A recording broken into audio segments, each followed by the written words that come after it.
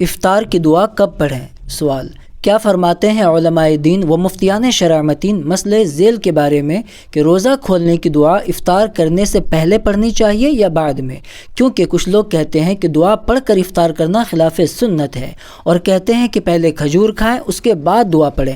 کیا یہ صحیح ہے؟ قرآن و حدیث کی روشنی میں تسلی بخش جواب سے نوازیں، مہربانی ہوگی۔ الجواب: وباللہ التوفیق۔ بہتر یہی ہے کہ افطار کرنے سے پہلے دعا پڑھی جائے، کیونکہ یہ دعا افطار ہی کے کھانے کے لیے بسم اللہ کے حکم میں ہے، اور ہر کھانے کی ابتدا بسم اللہ سے کرنا مسنون ہے۔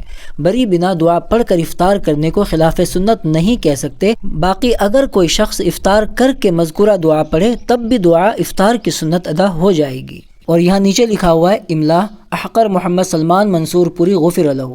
الجواب صحیح: شبیر احمد عفو اللہ عنہ۔ اس کا مطلب ہوا کہ حضرت مفتی سلمان منصور پوری صاحب نے بول کر ان کو لکھوایا، اور ان کا جواب لکھا ہے حضرت مفتی شبیر احمد صاحب قاسمی رحمۃ اللہ علیہ نے۔ یہ ہے دارالافتاء جامعۃ العلوم الاسلامیہ کا فتویٰ۔ اس میں لکھا ہے افطار کی دعا کب پڑھی جائے؟ سوال: روزہ کھولنے کی دعا روزہ افطار کرنے کے بعد یا پہلے پڑھنی ہوتی ہے؟ ایک مفتی صاحب کہہ رہے تھے کہ روزہ کھولنے کے بعد کی دعا پہلے پڑھنا خلاف سنت ہے۔ جواب: افطار کے وقت احادیث سے 2 دعائیں پڑھنا منقول ہے۔ نمبر 1: اللہم لک صمت وعلی رزقک افطرت، ابو داؤد۔ نمبر 2: ذہب الظمأ وابتلت العروق وثبت الاجر انشاء اللہ، ابو داؤد۔ ان میں سے دوسری دعا تو بالاتفاق افطار کے بعد پڑھنے کی ہے، اور پہلی دعا کے بارے میں احادیث میں کسی قسم کی صراحت نہیں ہے کہ یہ دعا افطاری سے پہلے پڑھنی ہے یا بعد میں۔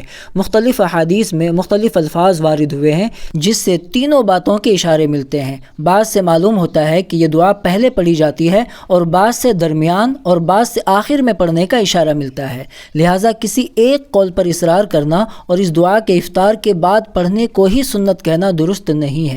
جو بعد میں پڑھے اس کی بھی نکیر نہیں کرنی چاہیے، اور جو پہلے پڑھے اسے بھی منع نہیں کرنا چاہیے۔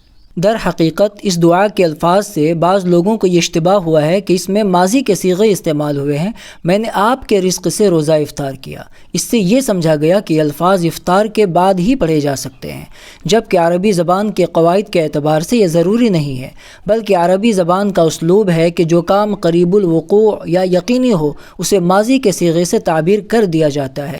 چنانچہ اقامت کے کلمات میں قد قامت الصلاۃ کہا جاتا ہے، جس کا مطلب ہے تحقیق نماز قائم ہو گئی، حالانکہ ابھی تو نماز شروع بھی نہیں ہوئی ہوتی، بلکہ چند لمحات کے بعد تکبیر تحریمہ کہہ کر نماز شروع کی جاتی ہے۔ لیکن صفوں کی درستی اور نماز کی مکمل تیاری کے بعد نماز کا قائم ہونا قریب الوقوع ہو جاتا ہے، اس لیے کہا جاتا ہے کہ تحقیق نماز قائم ہو گئی۔ اسی طرح جب روزہ افطار کرنا یقینی ہو جاتا ہے اور افطار کا وقت مکمل ہونے پر روزہ دار افطار شروع کرنے لگتا ہے تو عین اس وقت اس دعا کو پڑھنا عربی زبان کے قواعد و ضوابط کے لحاظ سے درست ہے۔